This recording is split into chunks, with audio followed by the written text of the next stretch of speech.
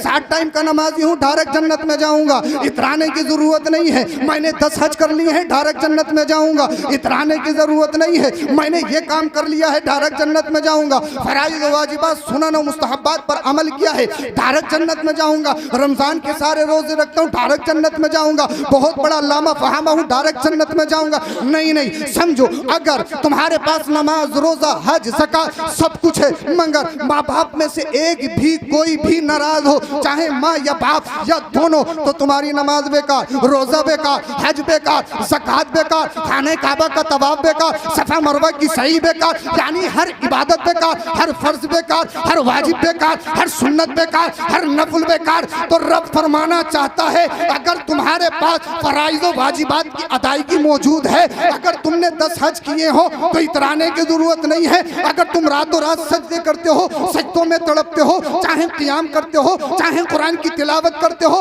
मगर अगर तुम्हारे माँ बाप तुमसे नाराज है तो समझ लो नमाज, रोजा, हज, ज़कात सब कुछ बेकार है। अगर अपनी इबादत पे कबूलियत की मोहर लगवाना चाहते हो, अगर अपनी इबादत पे कबूलियत का ठप्पा लगवाना चाहते हो, उसके लिए जरूरी है, उसके लिए अहम है, सबसे पहले जहां तू नमाजी हो, माँ बाप तुझसे राजी हो, चाहे तू कितना बड़ा कुछ भी हो जाए, चाहे हरम में मर जाए, चाहे सजदे में दम तोड़ दे, चाहे तहज्जुद में दम तोड़ दे, अगर माँ बाप नाराज है, सजदा बेकार, तहज्जुद बेकार, हरम की हाजिरी बेकार, रोज़ा रसूल की हाजिरी बेकार। अगर अपनी इबादत को कबूल करवाना चाहते हो तो जरूरी यह है माँ बाप को राजी कर लो। माँ बाप राजी हो गए, अल्लाह राजी हो गया, रसूलुल्लाह राजी हो गए, और जब माँ बाप राजी हो जाएंगे, नमाज भी कबूल है, हज भी कबूल है, ज़कात भी कबूल है, रोज़ा भी कबूल है, तवाफ भी कबूल है, सफा मरवा की सही कबूल है। तो सबसे अहम ये है, सब कुछ बन जाओ,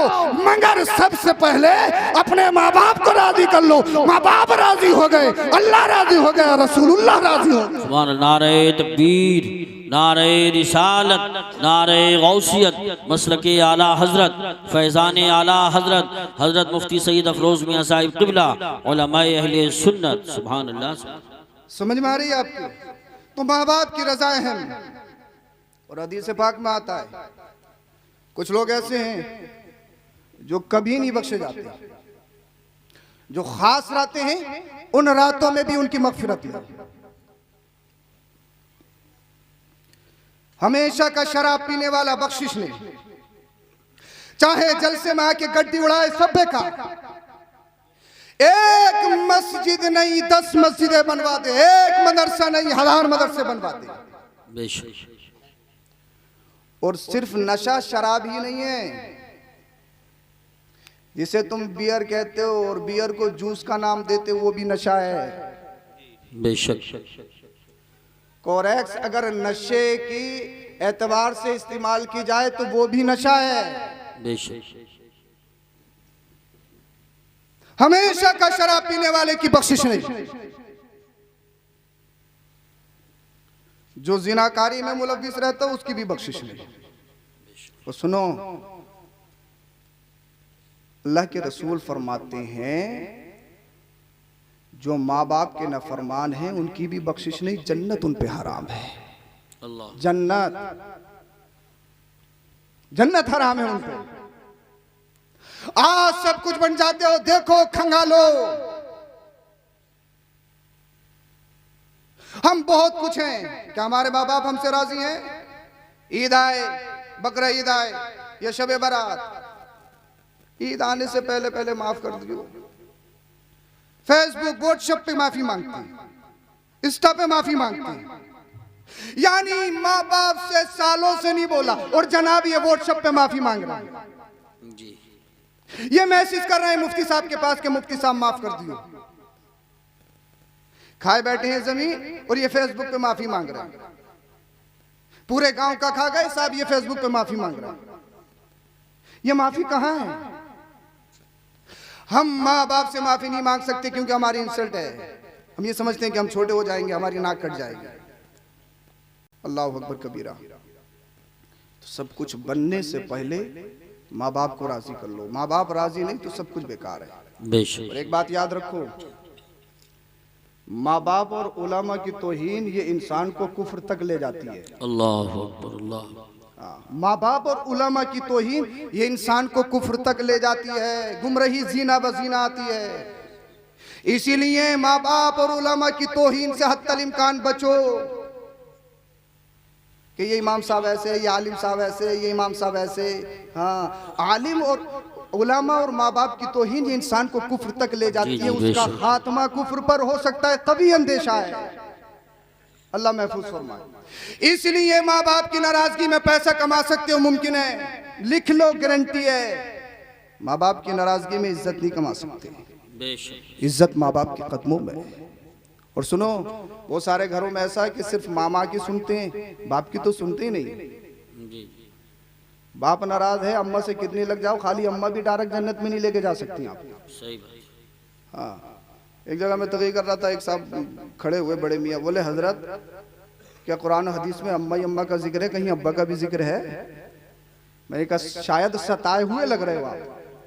बहुत सारे घरों का माहौल, यानी बिजनेस हो तो अम्मा से मशवरा, रिश्ता है तो अम्मा से मशवरा। मुझे कहाँ है? सीधे हैं सीधे, यानी सीधा तो तुमने बनाया, उसको चपरासी बना दिया। एक बात जो माँ अपने बच्चों के सामने शोहर की इज्जत नहीं करा सकती, लिख लो, उसकी बेटी अपनी ससुराल में जाके अपने शोहर की इज्जत नहीं कर सकती। सही बात। हाँ, तो माँ को जरूरी है कि अपने शोहरों की इज्जत करके दिखाओ अपने बच्चों के सामने कि तुम अपने बच्चों के लिए आइडियल हो। मगर ऐसा नहीं है, माँ बाप पर भी कुछ लाजमी है, बाप पर भी कुछ जरूरी है। सिर्फ अम्मा अब्बा पर ही नहीं, सिर्फ बच्चों पर ही नहीं, अम्मा अब्बा पर भी कुछ लाजमी है। सैयदना उमर फारूक आजम रजी अल्लाह तआला अन्हु के दौर में एक शख्स अपने बच्चों को पकड़ के लाया, हुजूर ये मेरा बच्चा मुझे गाली देता, मारता, सब शितम करता।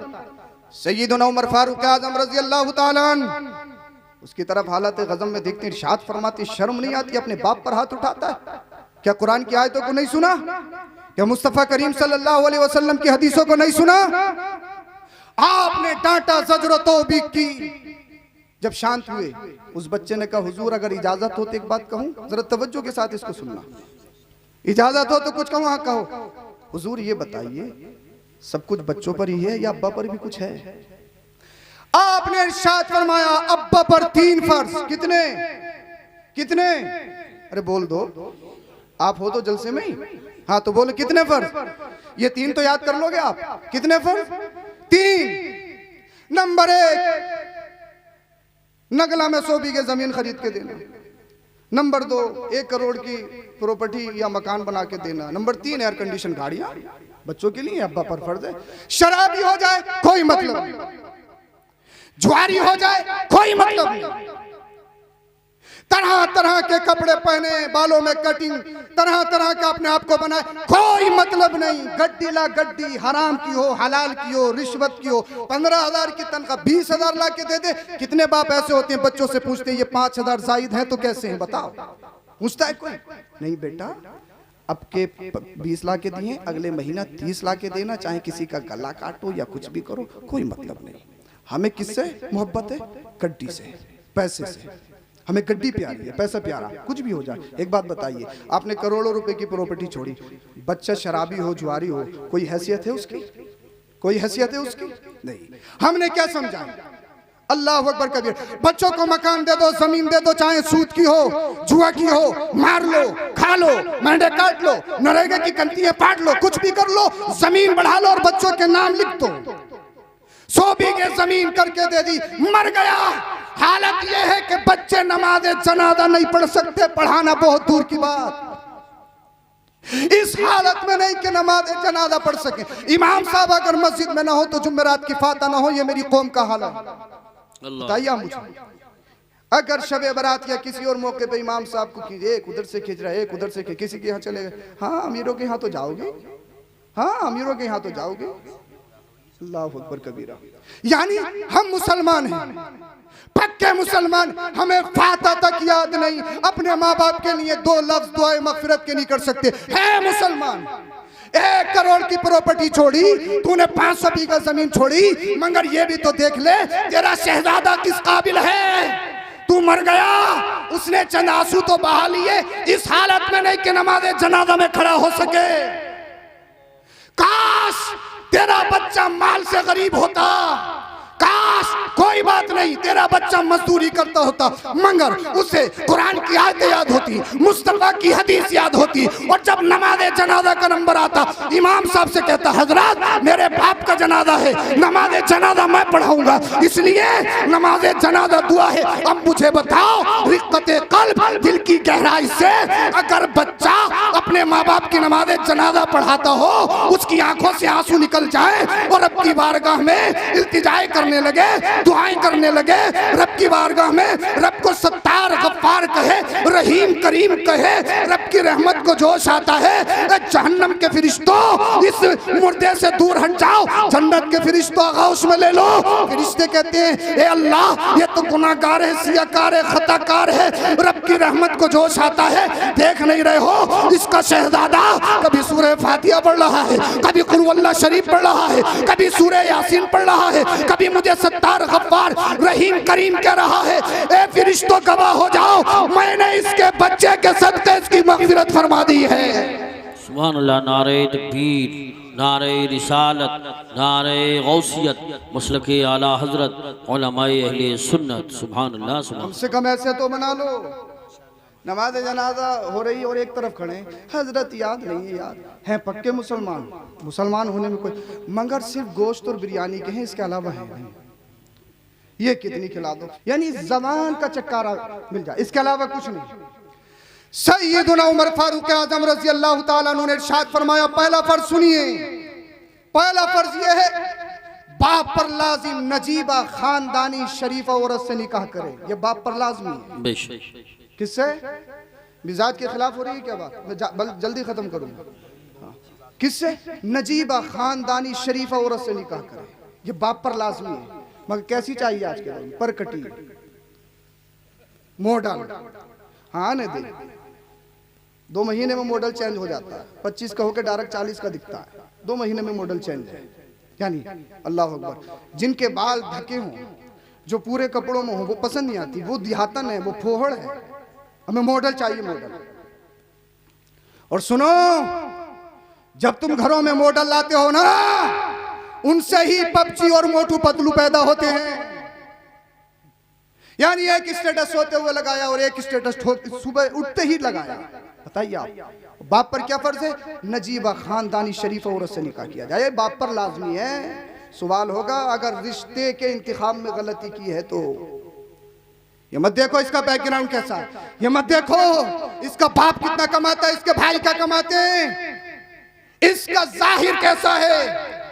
अपनी अम्मा और बहनों से कहो हमें दौलत नहीं, हमें 10 लाख का पैकेज नहीं चाहिए, हमने, मेरी माँ अगर तू लड़की देखने जा रही है तो सबसे पहले ये देख उसके बाल दुपट्टे में ढके थे या नहीं।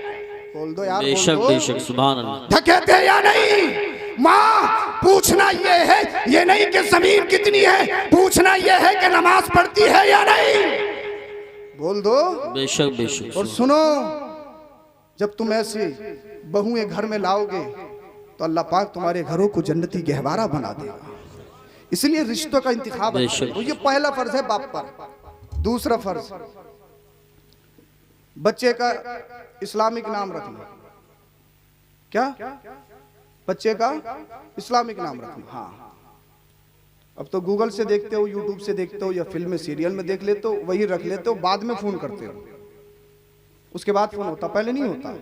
कई बार होता, उसके बाद में तो कोई समझ में आता, नया होना चाहिए। अल्लाह अकबर। मगर बच्चे का नाम क्या रखा जाए? ये बाप पर फर्ज है, इस्लामिक नाम रखा जाए। उलमा की तरफ रुजू करो, ये बताएंगे इस्लामिक नाम। हाँ, अब उस बच्चे ने कहा हुजूर मेरे बाप से पूछियो इन्होंने किससे निकाह किया? कहा किससे किया? कहा एक अजमी बांदी थी जिसको ये खरीद कर लाए थे, मेरी उससे पैदाइश है, और इन्होंने मेरा नाम अलजाल रखा। और अलजाल अरबी में कहते हैं लड़ाकू, फसादी, झगड़ालू, चुमगादड़। हुजूर इन्होंने मेरा नाम ही फसादी रखा तो मैं फसाद ही तो करूंगा। जी जी। हाँ, चुमगादड़ इन्होंने मेरा नाम रखा। यूनिक होना चाहिए, नया, चाहे चुमगादड़ हो, छचुंदर हो, चलेगा, मगर नाम क्या होना चाहिए? यूनिक होनी चाहिए, यूनिक हो, नया। अल्लाह अकबर कबीरा।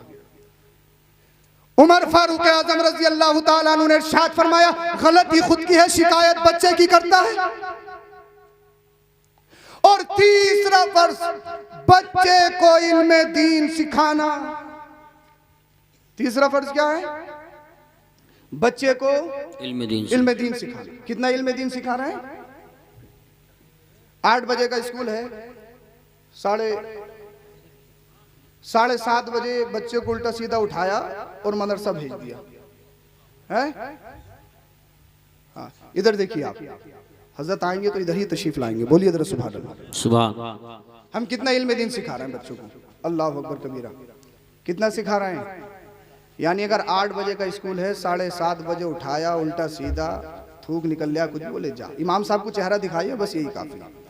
अब 20 मिनट में इमाम साहब उसे सवाला एकदम खड़ा हो गया, बोले इमाम साहब हमारे स्कूल का टाइम हो गया। ठीक, जाइए शहजादे, आपको कौन रोक सकता है? भाई आप 3000 रुपये 5000 रुपये स्कूल फीस देते हो, आपके बाप एकदम आ जाएंगे, आपको कौन रोक सकता है? 20 मिनट। और स्कूल 5-6 घंटे पढ़ाते हैं, उसके बाद में ट्यूशन भी पढ़ाते हैं। अल्लाह अकबर। और हम दीन कितना पढ़ा रहे हैं? 20 मिनट। और 1 साल बाद इमाम साहब का कांधा पकड़ के कहता है, 1 साल हो गया अभी तक कायदे में से नहीं निकल रहा। मैंने खैर मना, अभी तक कायदे से नहीं निकल रहा, वरना जो हालत है ना तेरे बच्चे की, पूरी जिंदगी अली बेटी से नहीं निकलेगा ये। यानी 20 मिनट दीन। और मैं ये नहीं कह रहा कि स्कूल मत पढ़ाओ, और यही शहजादे जिन्हें तुम पढ़ाते हो बड़े बड़े पैसे लगा के, खुद कुर्सी पे बैठते हैं, माँ बाप नीचे खड़े होते हैं, टांगों पे टांगे रखी और बात हो रही है। खुद सरहाने को बैठे, माँ बाप पांती को बैठे। अरे ये माँ बाप की बेअदबी है, बेअदबी। माँ बाप से बगैर इजाजत के आगे चलना ये बेअदबी। खुद सरहाने को बैठना, माँ बाप को पांती पे बिठाना ये बेअदबी। खुद कुर्सी पे बैठो, माँ बाप खड़े हो, ये बेअदबी। मगर ये बताओ, ये कहां सीखेंगे बच्चे? ये कौन बताएगा? ये कुरान में सीखेंगे, ये हदीस में सीखेंगे, ये मदरसे, ये मस्जिदें बताएंगी।